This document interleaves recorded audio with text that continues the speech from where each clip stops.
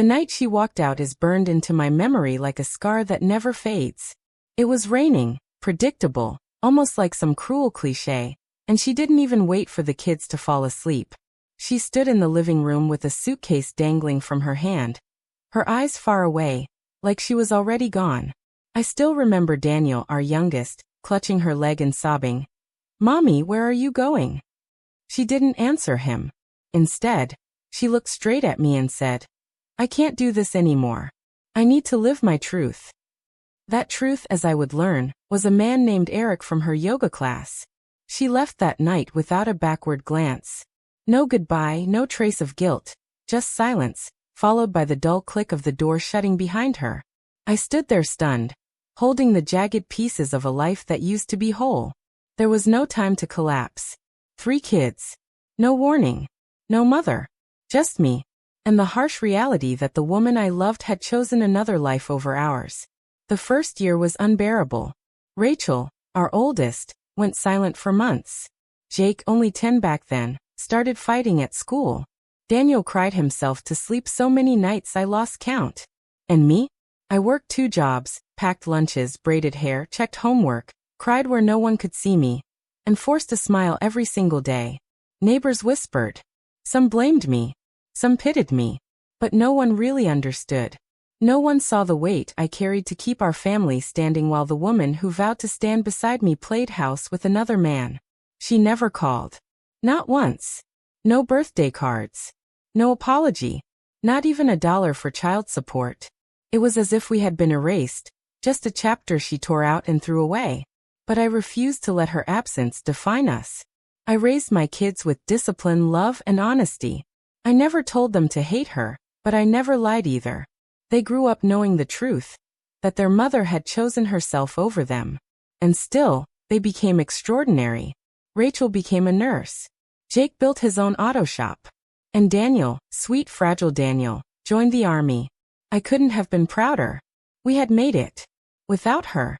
So when I opened the door 21 years later and saw her standing there, suitcase in hand, hair streaked with gray, eyes hollowed by time, I didn't feel anger. I felt only confusion. Why now? I asked coldly. She didn't answer right away. She just stared at me like I was the one who had abandoned her. Finally, her voice cracked. I made a mistake. Years ago, I would have begged for those words. When I wanted closure. When I lay awake at 2 a.m., wondering what I'd done wrong. When I cried into a pillow so the kids wouldn't hear. But now? Now her regret meant nothing. My kids were grown. My life was steady, peaceful.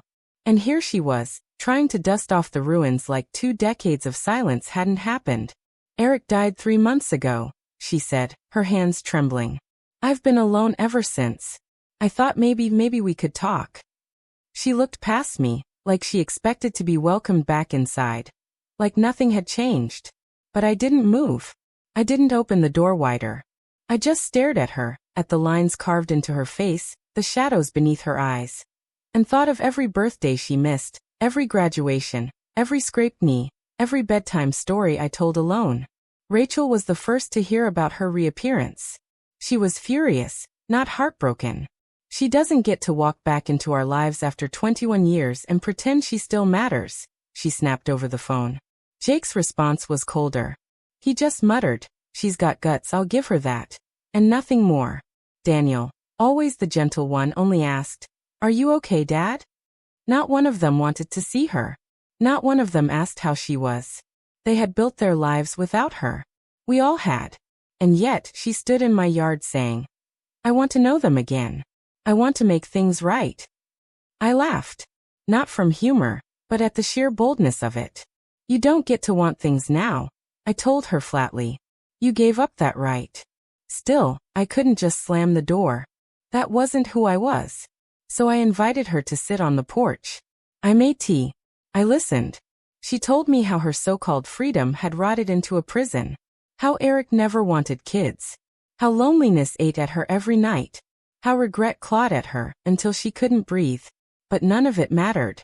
I looked her in the eye and said, They're not your children anymore. And I meant it. She abandoned them, and she couldn't stroll back into their lives now that hers had fallen apart. The days after were strange. A quiet settled over me.